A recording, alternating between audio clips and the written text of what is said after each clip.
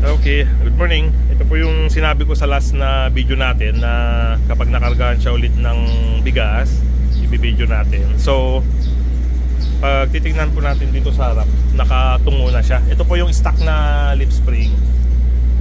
So, mangat siya.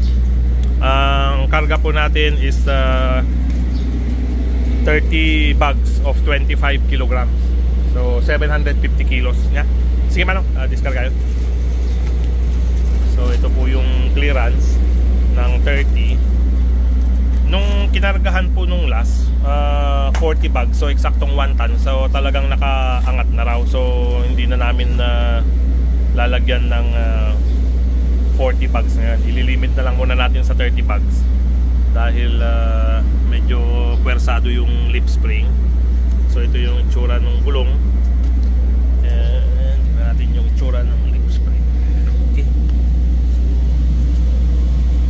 So kung makikita natin yung lip spring, medyo pumantay na and medyo sumobra na rin siya. So ibig sabihin po talagang overloaded na siya kasi halos nag-invert na yung mulya niya.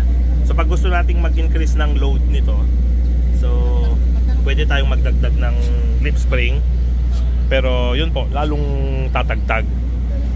So babalansehin na lang po natin between comfort and maximum payload. So siguro pwede pa po tayong magdagdag ng isang lip spring para ma-maximize natin yung 1 ton capacity niya. Kasi kung titingnan natin yung space, kaya pa namang magdagdag ng 10 bags. Yun lang. Talagang tumihaya na yung pick up. Okay? So yan po ang ating update sa 750 kilograms load sa ating Ford Ranger XL 2023. Okay?